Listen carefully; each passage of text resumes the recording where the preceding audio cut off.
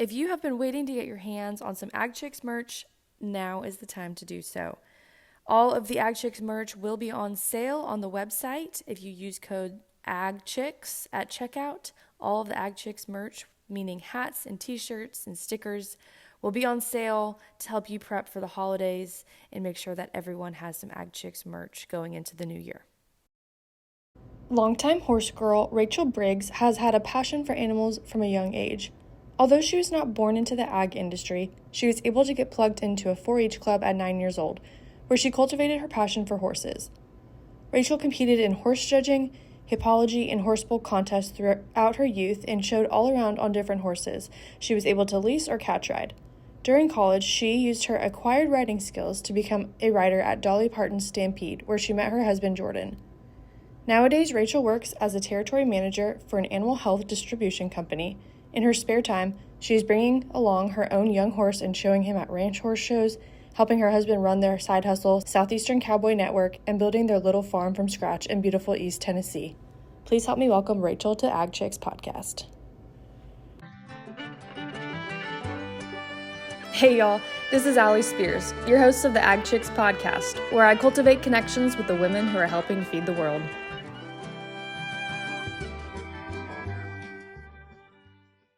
Well, I'm excited to chat with you. And again, I appreciate you being flexible because, being in the world of agriculture, you never know what's going to get out, who's going to get out, whose neighbors' cows are going to be in your pasture, all of those things. So I appreciate that and your flexibility for sure. Absolutely. Thank you for having me. I'm pretty used to it with my day job, and my neighbors' cows have more than once gotten out into our pastures. So very understandable.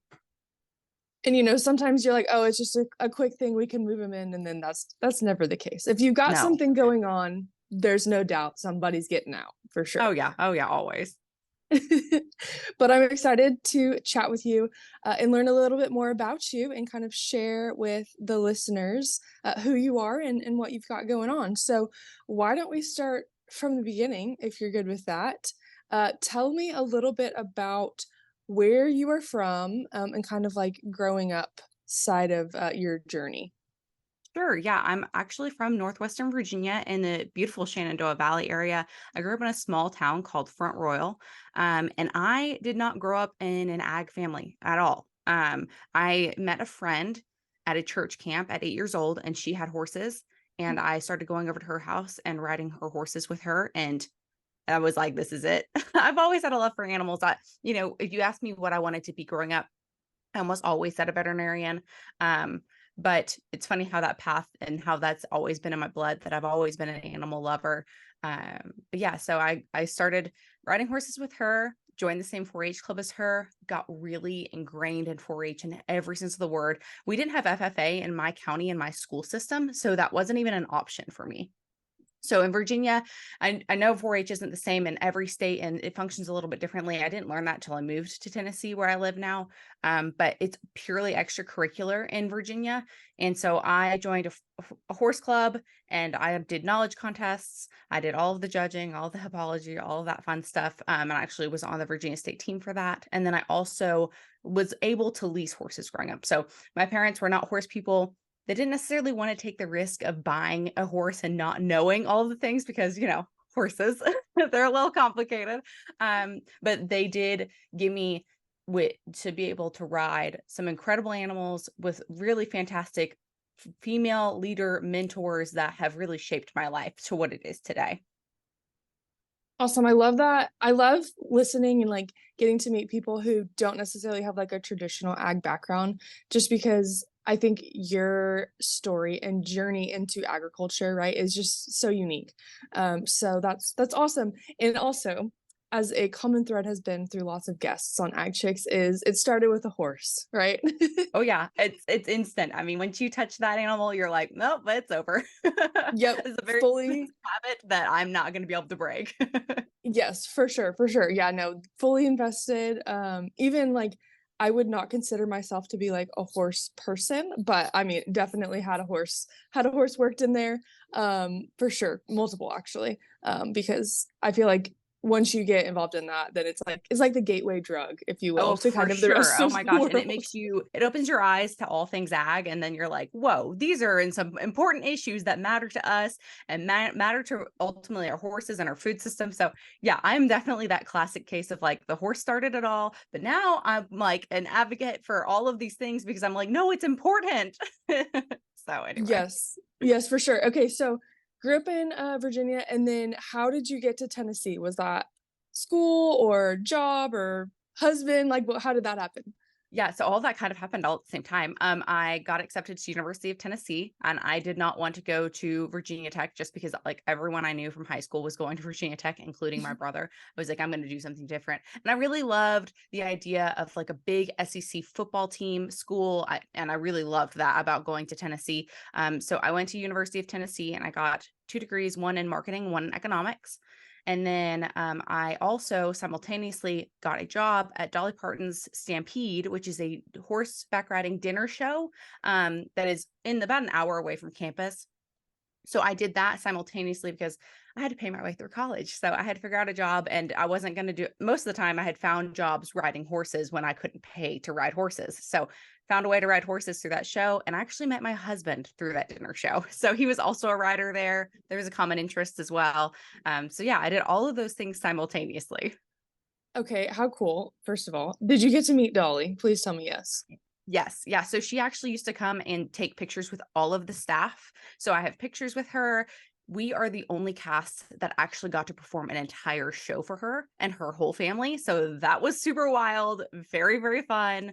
Yeah. And she is as nice and as kind and as funny as she seems. Like she is just a winner all the way around. That is so cool. I think you win in terms of like all-time experiences. That is the coolest job, especially like being in college and having all of that kind of stuff going on, but then you get to go do that. Like, what a cool experience. Yeah, looking And back, I'm like, how did I manage to work? I worked there 5 days a week and still did school full time and still graduated in 4 years. So that was a Christmas miracle in itself. But it was kind of cool how it used to be. There's not so much a slow season in this area now, and we still live in the same area, the Great Smoky Mountains. It's a huge tourist destination. My husband still works in tourism, but there used to be kind of busier seasons, and our busier seasons when I was out of school. So summer, fall break, winter break, spring break. So I could do those heavier show days during those times, but otherwise I just try to schedule all my classes in the morning, try to make my call time by 2 o'clock. If we were doing rehearsals, sorry, I'll make it up somewhere because that's just how it was. But it was such a fun job. And we met so many people from that job that you just wouldn't believe, but it's really, really cool.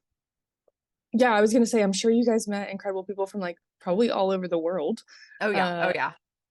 and but yeah, that's a lot to try to manage because I'm sure it was like not just like a part-time gig. Obviously, it sounds like it was a full-time job on top of school. Yeah, because But not then only do you have like just you got to show up and do your acts, but you had yeah, horses to take care of there. Like you had assigned horses that you were in charge of grooming, tacking, warming up, untacking, bathing, doing all of their management other than like feeding and picking because we had barn hands to do that. But yeah, you had not only yourself, your wardrobe, your presets for any acts you were in, your makeup and hair you had to do yourself, but you also had to warm up horses and tack them in an hour and a half before showtime. So it was a lot of running around. and SEC, like you said, which is no walk in the cake in terms of a collegiate experience either. So what a unique opportunity and experience that you got to have all of that in Knoxville, Tennessee, right? So Yeah, you said yeah, it was about an hour from Knoxville. So, yeah. but It's and in then you'd have to commute too. So Yeah, so I actually the first year I lived on campus, that was like an hour drive back and forth, and I could not stand it. It was the worst. But they had kind of pigeonhole you into living on campus the first year. And so then I found a little townhouse in between the two places. So I only had like a 25-minute commute one way and a 25-minute commute the other. So that wasn't so bad. But yeah, and I lived there the rest of the time I was in school. that's crazy. Yeah, my parents. So my brother and my dad. So I'm at A&M still. I work here, but then working on my PhD and stuff.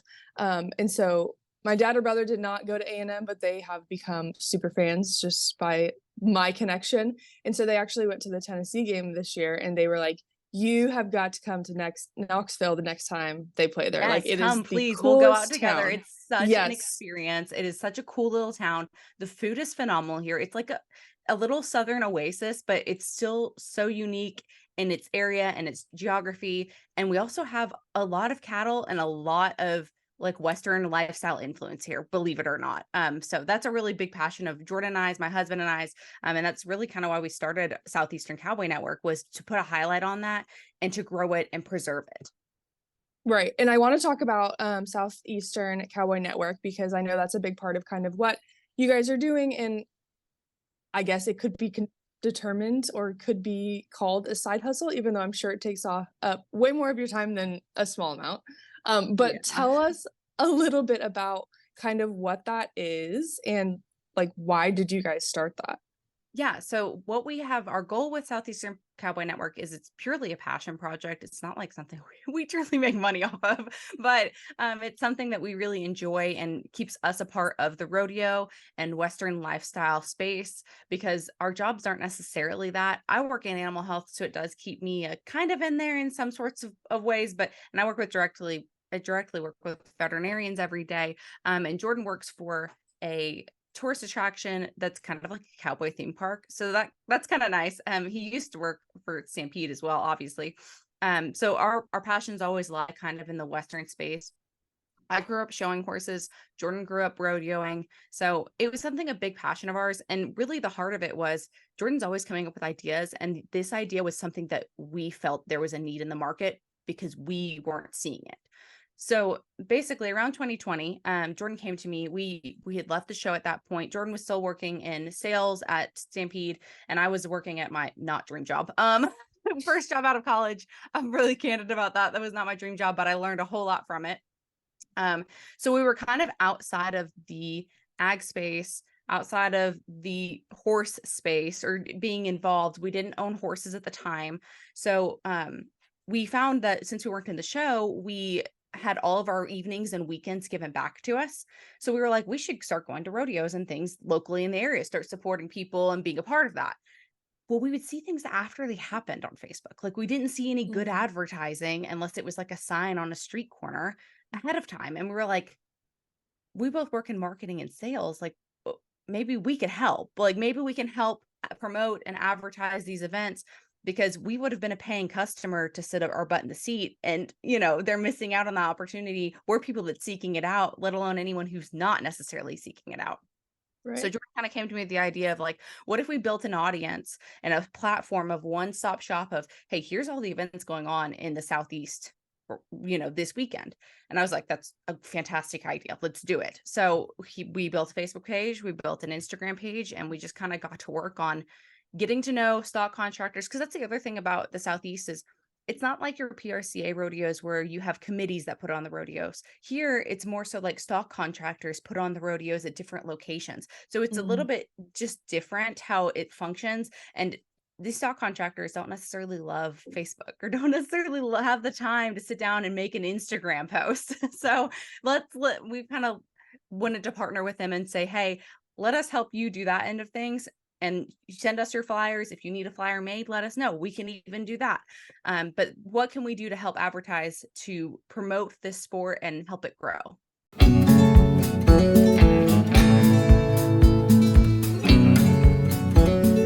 By ranchers for ranchers. Together, let's make ranching easier. Previously known as Cattle Back Box, Strayhorn has rebranded to better match their ability to push the envelope in creating innovative animal management products to serve the ranching community. Strayhorn is rooted in tradition and ranching legacy, but they believe in the opportunity of looking at things with a new perspective to drive the industry forward. Check out all of the things that Strayhorn has to offer you and your herd. Yeah, no, and I know I just saw one of your recent posts about like how much it has grown, which is incredible. And I think just the concept behind it, it makes sense, right? Like why wouldn't there be a place where you could figure it all out? And so I commend you guys on seeing the need and taking the opportunity to serve the community, I guess, for lack of a better phrase there. Yeah. And and really kind of develop a one-stop shop like you mentioned.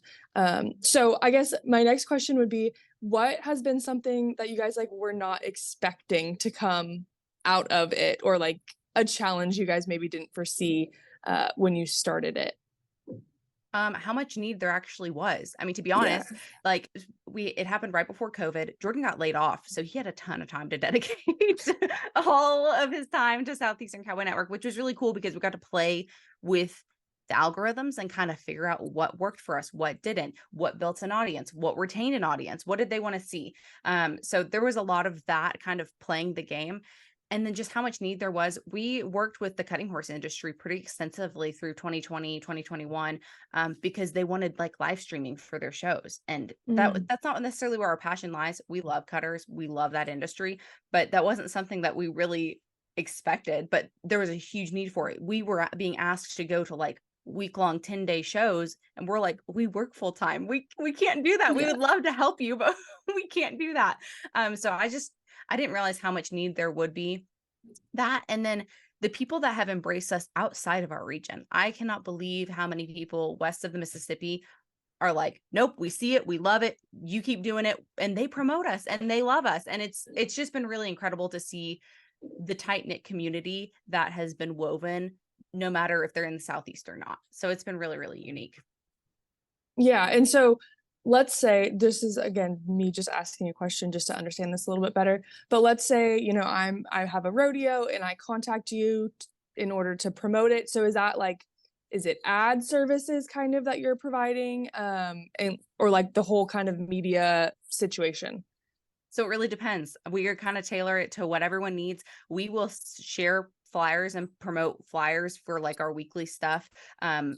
For free, completely for free. If they send us a flyer, we'll share it when we initially see it. And then Jordan creates a rodeo roundup of the week post, and Mm. he puts everything happening on that weekend, typically on a Wednesday. So you've got time to plan. And so we do all of that completely for free. If they need any additional services, we'll do tailored videos of just promoting it ourselves. We'll do flyer creation, really whatever anyone wants. We just want to help serve. Like I said, we want to use our talents and abilities to help the community. We want to preserve it. We want to grow it. That's really what the heart behind it is. Yeah, no, I love that. And I think we could use a lot more talents right behind doing things like that, because I'm sure, as you've noticed, obviously, because you've found the need and have leaned into the need. But I think, agriculture and the rodeo side of things, like there's a great story there, but sometimes we just need a little bit help telling those stories. So I think what you guys are doing is fantastic, because you are really leaning into that and helping kind of highlight all of these different things that are going on to not only welcome people who are already involved in it, but then also potentially reach people who may have never had an interaction with it as well. Oh yeah, and now is the time to capitalize on that. We've seen what the Yellowstone effect has done to the rodeo world. We've seen what it's done to the performance horse industry. I mean, horse prices are outrageous right now. I don't know if anyone else has noticed, but it's crazy. Everybody wants to be a cowboy, but they might think it's just putting on the hat and buying the boots. But we want to show them that it's more than that. It's a moral compass. It's a way of life. It's caring and tending to the land and the animals. It's so much more than just a hat, a belt buckle, boots. And we really want to help people understand that, bring them in, let them see that it's more than just a rodeo event, or, seeing animals jump around on the ground. There's more to it. Oh yeah, for sure. And that's what, I've had several conversations about kind of this whole Yellowstone phenomenon, right? Of like, does agriculture like it? Does agriculture not like it? And I think everyone probably has their own opinion there, and, whatever, that's totally fine. But I think, at least for me, I am a proponent of it. I mean, I love the show and I love the whole like stories that have followed from that. But I think it's a really unique opportunity for agriculture as a whole, because it has put us in the limelight for the first time, maybe ever. And it's kind of brought in an attention from people, again, who would never have known it. And yes, like there's all these things about people wearing hats backwards and, how they're embracing their own Western fashion, which, sometimes it's like, oh, maybe not, like maybe we shouldn't go that route. But I'm also a big proponent of, if they feel like they could be welcomed or connected to this way of life, like I think we should celebrate that and help them learn, okay, let's turn the hat around. This is really how you wear it. And these are the reasons why you wear it like that, because it really comes from a sun protection type of aspect, way back when it all started. So I'm a proponent of, maybe I don't agree with everything that it highlights, but I think as a whole, it's putting this whole industry in a limelight that it never has had the exposure of from before. And so, is that something that you've kind of seen through what you guys are trying to do as well? Oh my gosh, yeah, absolutely. I completely agree. I think that, they think that, being a cowboy is a glamorized thing. And it's kind of like the 70s craze where like the Westerns were so popular. And I love that Taylor Sheridan, and if you don't know, Taylor Sheridan's involved in the industry. He owns reining Yeah. horses. His wife rides cutters. Like they're very ingrained in the industry. They're creating events like the Run for a Million. They're putting a spotlight on the cowboy way of life and the cool things about it, which is important, but it's also important that we get these people involved. We want them to buy the hat. We want them to buy the boots. That's supporting our Western brands. But at the same time, let's teach you that it's a little bit more than just, it's not riding around all day and having fun. It's working cattle. It's dirt. It's sweaty. You never know what's going to happen. But it's important. It's important to our nation. It's important to feed our country. It's important to have food choice. And all of those things come back to ag. And I think that there's a huge disconnect. I've seen this even on my day-to-day job working with veterinarians. There's a huge disconnect with pet owners and their animals' health and like what matters to that, let alone people don't understand where the food comes from that they find in the grocery store. So I think that is big picture, obviously. I think that's a huge thing that we need to lean into in this day and time. And people have questions, and I know it's hard to I know that some people in ag have a hard time kind of answering those questions or putting themselves in a spot where they think that people are going to belittle them or not paint them in the best light, when really I think majority of people are just confused and they have questions. And I think that Taylor Sheridan has done a brilliant thing because he has at least opened the eyes of people of like, oh no, it's a little bit more than that. Oh, it's not just train stations and all that crazy stuff. There's more to it. There's real working ranch stuff. And I love that they've featured the 4.6s on there and they've talked about direct to consumer beef and things like that. I think those are really things that we need to lean into and be like, no, that's real. Like, that's not just TV. Let's talk about it. Yes. No, I 100% agree. And I think you definitely nailed it in your statement about it's more about connecting with consumers, right? And showing them where their food is coming from and all of those different aspects that are involved in it. And when your neighbor's cows get into your pasture or vice versa, and all those different things that come with the way of life. But you just mentioned something too that I wanna touch on about your full-time job, right? Yep. So can you explain maybe a little bit more about that? I know you work in sales and obviously closely with veterinarians and animal health, but first of all, like how did you decide that was going to be a career that you wanted to get into? I guess let's start there.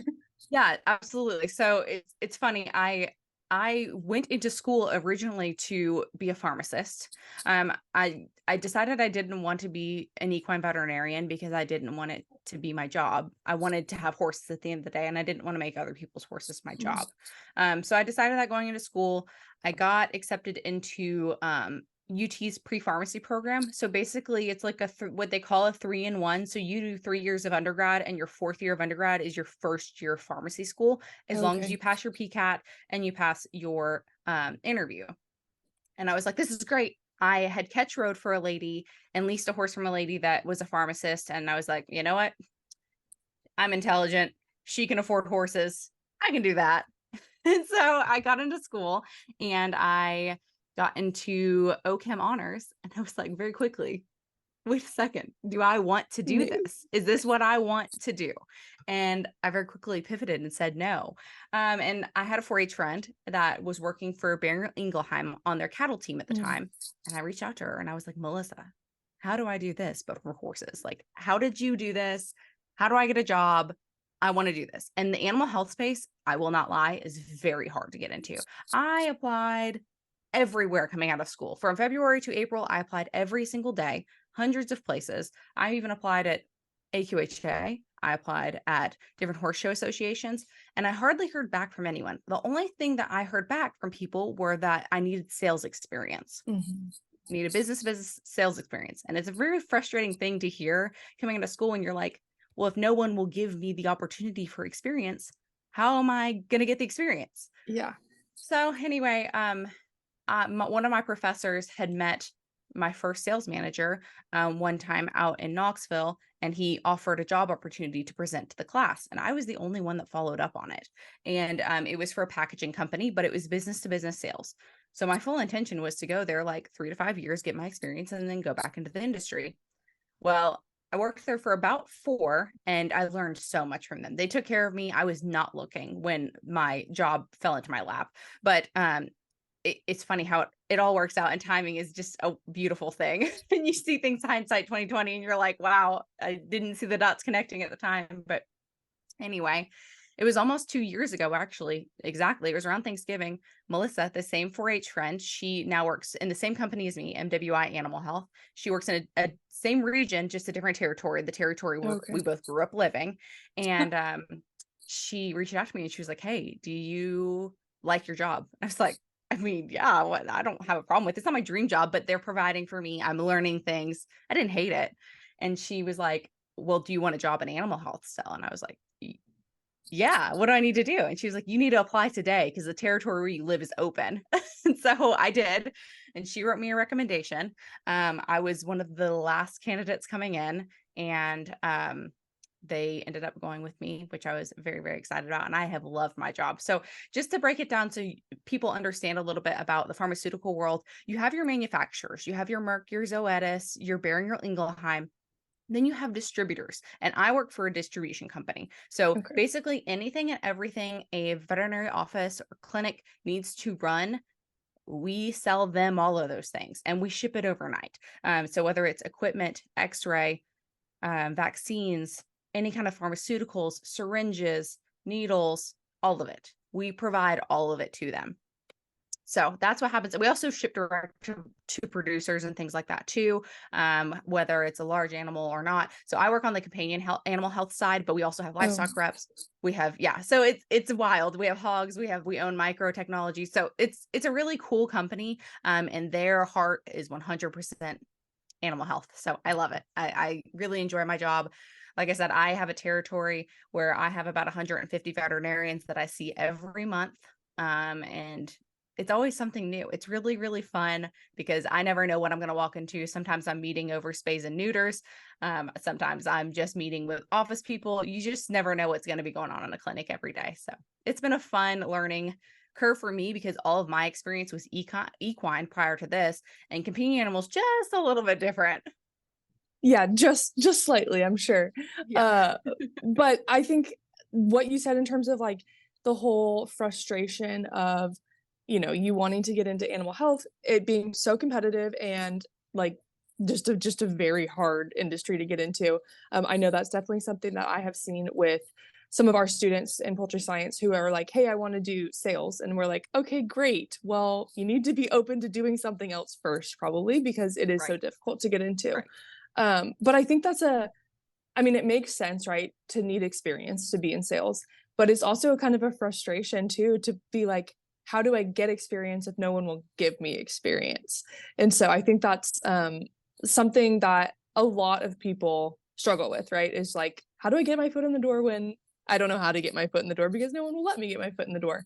But I think it's just seeing potential and maybe some routes that are not as straightforward or as cookie cutter of like this sales job and this sales job. And so I think it's really, really fascinating that you were able to do that through kind of a experience you were not anticipating.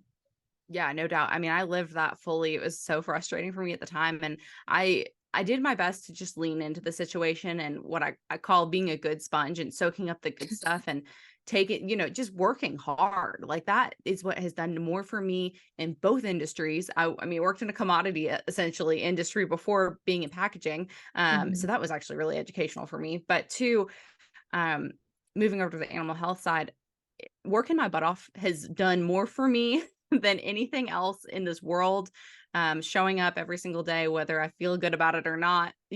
That's what's done it for me. And yeah, the path is not always linear. It's going to be weavy and windy, and you may not like parts of it, but it's about the big picture. And sometimes you got to sacrifice to get there. And I was really candid about that going into like my first job. I shared a lot on my Instagram of like, hey, this is not my dream job, but I'm here and I'm doing it and I'm getting experience. And it did lead to ultimately what I really enjoy doing. So it's just interesting to see it play back. Yeah, well, and I think people who are willing to kind of put in that groundwork and do things maybe they're not just absolutely in love with, I think I mean, for most stories or situations that I've heard about, it ends up working out okay in the long run. Maybe it's not 2 years, maybe it's 5 years, 6 years, 10 years, whatever. But in the long run, if you are willing to kind of put in that work, I think it pays off for sure, and kind of tenfold later down the line. Oh yeah, and it's all about the connections you make. Because, like I said, I wasn't looking. My 4-H friend that has known me since I was 9 years old. She's a few years older than me, but we were in the same 4-H club growing up. She's the one who thought of me with that listing being open. I didn't seek it out. It's 100%. And they probably wouldn't have interviewed me had Melissa not been like, oh no, I'm vouching for her, wrote a recommendation for me. I know that they really value that. And they've told me they value that end of things with our company. So I know that it's a lot to do with the connections you make and the impressions that you leave on people. So Right. Well, and I think, right, that goes back to kind of, building a network, if you want to call it that, or your connections, right? But too, I think the connections that can be built through agriculture, right? I mean, that was 4-H, and so having oh my gosh, having lifelong friendships and connections that have lasted, and them knowing that you were an incredible candidate because of the experiences that you guys have had together. I think that speaks volumes too about just kind of youth organizations within agriculture and the potential to have such an impact on your life. yeah, no doubt. I 100% contribute my time in 4-H to the woman I am today. The female mentors that I had through 4-H, still like I still travel with my 4-H friends. Like my maid of honor was one of my very best 4-H friends. So I can't speak highly enough about the organization, the things that it did for me, the leadership skills, the speaking skills, everything that it gave me. So really, really big proponent of 4-H here. Yeah, and kind of along those similar lines, I know the sales like route is not necessarily a heavily female dominated route, or kind of area. What has been your experience being in such a competitive environment and maybe not so many females? And kind of what has that been like for you? So with my previous job, it was a lot more like prospecting, and I was working with mostly middle-aged white men. And I was just like, hey, I'm here, So to get people to take me seriously, I just, I showed up every day. Like I let Yeah. my ethic speak for who I am. And actually, it's funny moving over into animal health, it's so many more females. Is there? Like, yeah, my region is primarily female. Our manager's a male, but it's primarily females. I work with it's probably about 50-50 in my territory with veterinarians being male and female. Same thing. There's some of those older white males that just don't take you seriously, to be blunt. And Mhm. I've let my work ethic and showing up every month and providing good information for them lead the path. And now it's funny that I've got so many of those veterinarians that I walk in the door and they act excited to see me now. You know what I mean? They're like, oh, what's new? Because I'm always trying to come with useful information or something for them. And I know that walking in the door. So as soon as I learned, hey, that mattered to them, I tried to provide that for them. So I'm not just, a useless rep coming in the door, whether I have cookies or not, which most of the time I don't, to be honest. Right. So I'm definitely more of a proponent of information, and I'm not a hard sell type person. I'm like, hey, here's your information. Here are your options. If you like it, great. If you don't, okay. Like, I'm not one of those Yeah. high pressure people. So I work really well in distribution based on that, because they that's the hard thing about this industry is people have to buy it. Veterinarians have to buy it. So they're going to buy it from who they like and who they work well with and things like that, because we don't have a lot of control over price when it comes to pharmaceuticals. Yeah. Yeah. No, that makes sense. That makes sense. Well, Rachel, I appreciate your taking time out of your schedule to chat with me today. And my last kind of question here to wrap things up is if you could give some advice to your younger self, what might it be? Keep going. Don't stop.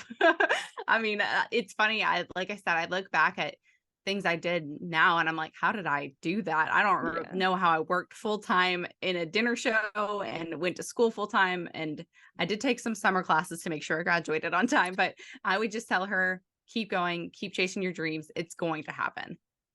Yeah. No, I love that. I think that's such an important message too, because sometimes when you are down in the trenches, it's hard to see the light at the end of the tunnel, Yes. but there's always light somewhere if you just keep going. Yeah, you can So I find love the that. light. Like, even if you're not happy in your situation, like, start doing something to change it. Like, you're Yep. not a victim in your circumstance. Like, you can do it. That's the beauty of living here and in this day and age. Reach out to people. We've never been more connected than we are now. You can reach out to anyone and anything and ask questions. Don't be afraid to ask questions. Change it if you don't like it. Yes, no, absolutely. I think asking questions is such a big step. And I mean, always say the worst they could say is no. And Yep. so why not just ask, because you never know where things could lead.